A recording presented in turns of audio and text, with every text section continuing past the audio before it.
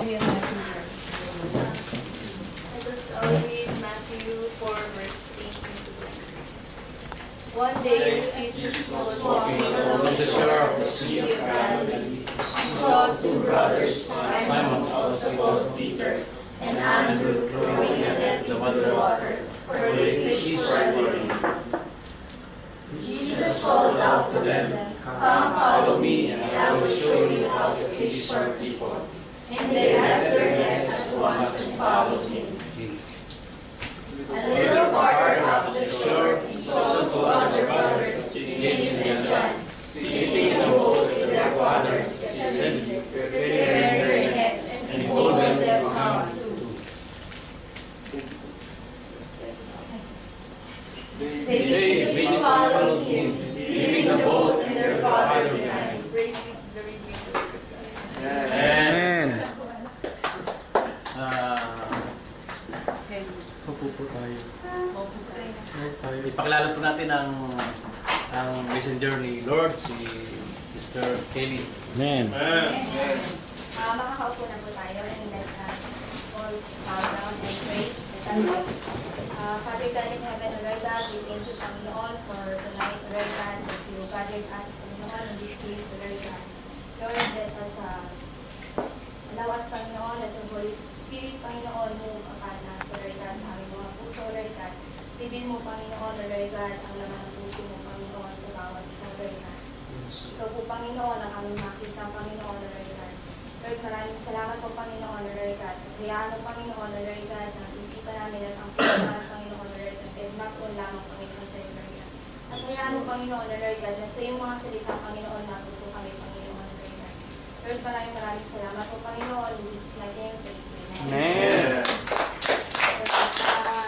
Our topic tonight is the first disciples, that taken in Matthew 4:18-22. This is the Sea of Galilee. Kung nakikita niyo po yung Sea of Galilee sa gitna. Known as modern Lake Kinneret, Lake of Gennesaret. Sa Bible po, you can read Lake of Gennesaret, Sea of Kinneret, and Sea of Tiberias. Iisa lang po siya. Sea of Galilee pa rin po siya. Kung nakita niyo po itong Tiberias, ito po yung capital ng Galilee. And then this Capernaum, siya po yung hometown ni Jesus at saka ni Peter.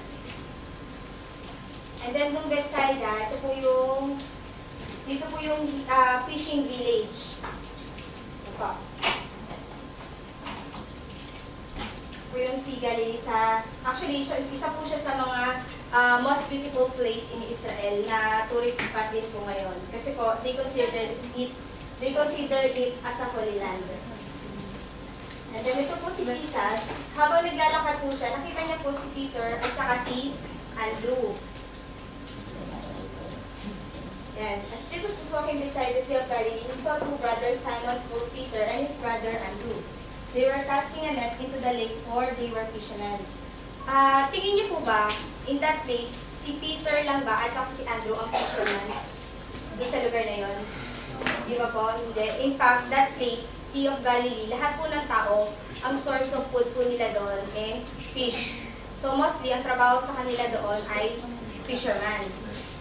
Pero malinaw po na sinabi po, as Jesus walking beside the Sea of Galilee, he saw two brothers, Simon called Peter. Tsaka si Peter at si Andrew, nakita niya. So, ibig sabihin, intentionally, lumapit siya kay Peter at saka kay Andrew. Kasi pinili sila ng ating Panginoon. Yan. God chose you. Ito yung pinakatabi. Sa verse po, yung God can make a somebody out of nobody. Naniniwala po ba kayo? Amen. God can make somebody out of nobody. And God can make ordinary to be an extraordinary. Binanggit po doon that they were only a fisherman. Malinaw po yun fisherman po sila. Kung tayo po, nagtatrabaho po tayo sa human resource, kung pipili po tayo ng suitable sa right position na kailangan, lalo na si Ate Annabel, siya po, HR po siya, so makaka-relate po siya.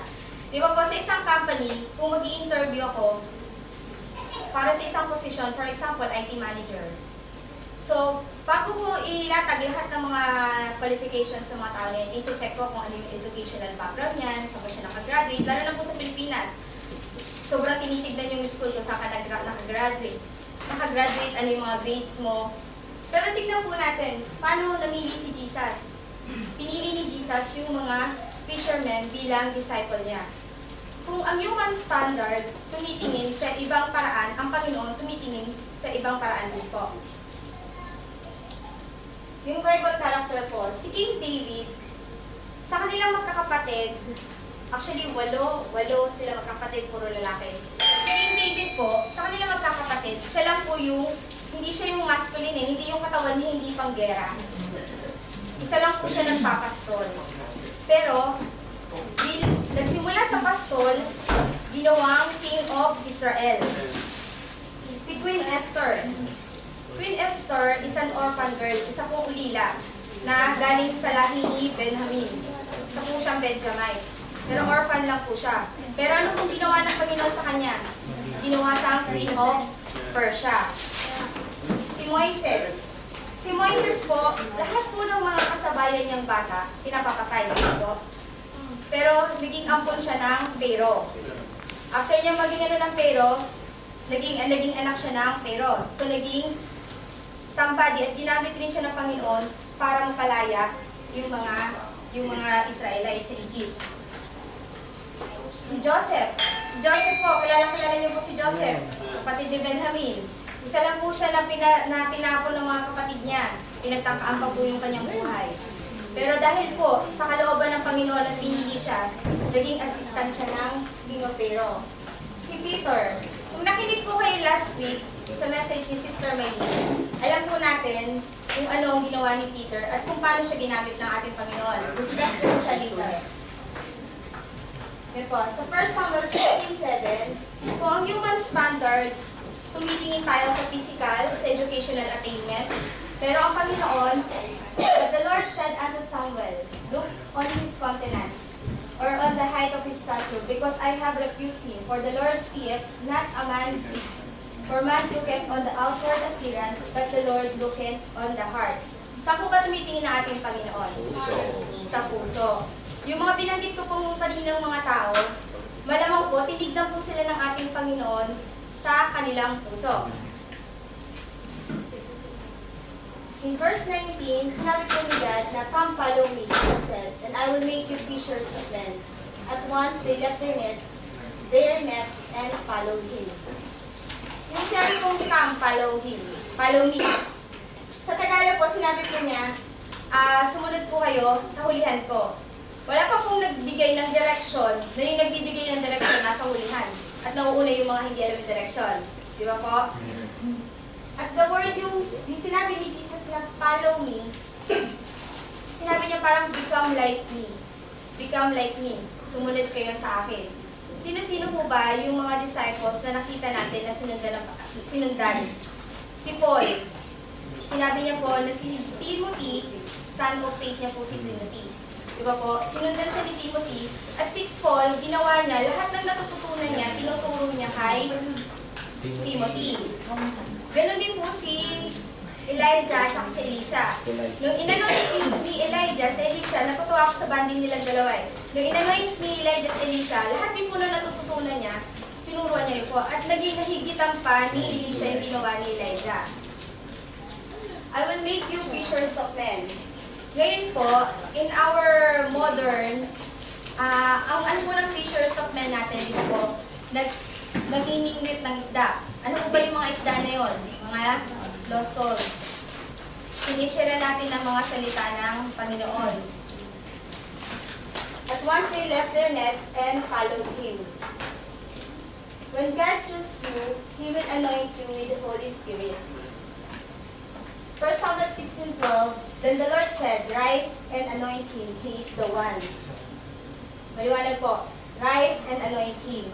Nung nakita po ni Prophet Samuel, si David, sinabi ng Panginoon sa kanya, rise and anoint him. So pag pinili po tayo ng ating Panginoon, ibig sabihin po, i-anoint niya tayo. And from that day on, the Spirit of the Lord came upon David in power. Sa Matthew 12:18, ito po yung binaptize si Jesus. And here's my servant whom I have chosen, the one I love, in whom I delight. I will put my spirit on him, and he will proclaim justice to the nations. So, maliwanag po na I will put my spirit on him. Sa ating pong Kristiyano, ano po yung espiritu ng Panginoon na nasa atin? Holy Spirit po, di ba? When God chooses you, He will equip you with His Word. Sa Greek term po, ang disciple po, matetes, and a learner. Ibig sabihin po, natututo tayo dun sa sinusundan natin. In John 8:31, Jesus said, "If you hold on my teaching, you are really my disciples." Kung pinag-aaralan po natin ang mga salita ng ating Panginoon, pinanghahawakan natin to, ito po ay katibayan na tayo ay disciples ng ating Panginoon. Yung Christians and disciples po, tantamount po siya, equivalent po siya, equal siya. Noong panahon po ni Jesus, they called the believers as a disciples. Pinili po ng ating Panginoon kung sino yung mga tuturuan niya at gagamitin niya para po pag nawala na siya, ihahayag yung salita natin Panginoon. So tayo, Christians, ngayong modern, is not only who belong to Christ. Di lang po tayo sasabihin natin na Christians ako, belong ako kay Jesus Christ. Hindi po. But natututo tayo kay Jesus Christ, at the same time, follower po niya tayo. We learn and follow the principle, the life of Jesus. In 1 Corinthians 4:16, "Therefore, I urge you to imitate me." Si Paul po yung nagsabi niyan. Natuwa po ako sa confidence ni Paul.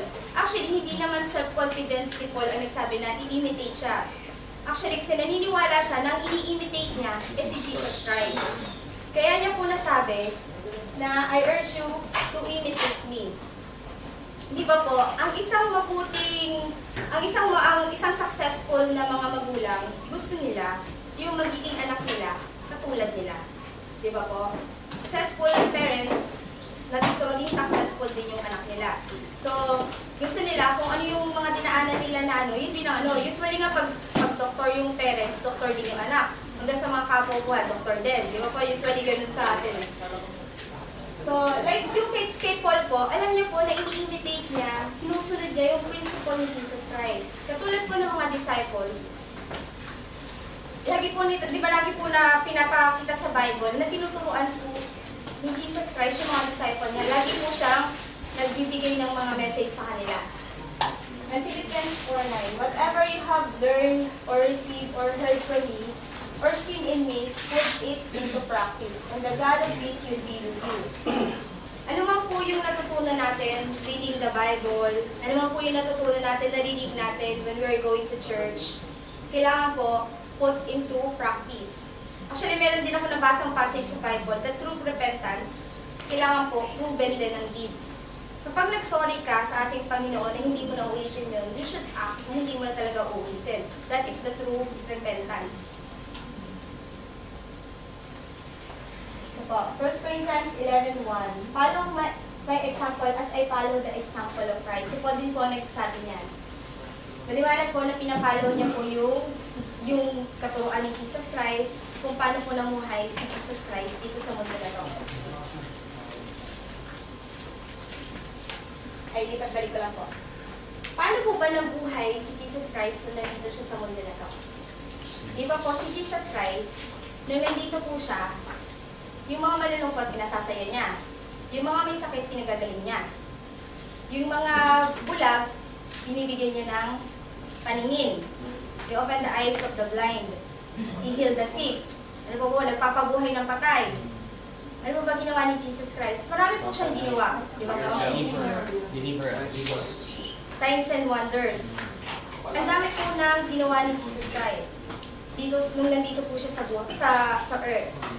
So yung mga ginagawa po ni Jesus Christ, dahil po inanoint niya tayo at in-equip niya tayo, we can do it. Pero hindi po sa kakayanan po natin, hindi po na kapag pinatong natin yung kamay natin sa kapatiran at gumaling, hindi ibig sabihin na, oh, nakakapagpagaling na ako. Hindi po ganon. Nakakapagpagaling ka dahil sa biyaya ng ating Panginoon. So all the glory dapat belong sa ating Panginoon. Verse 21. Going on from there, he saw two other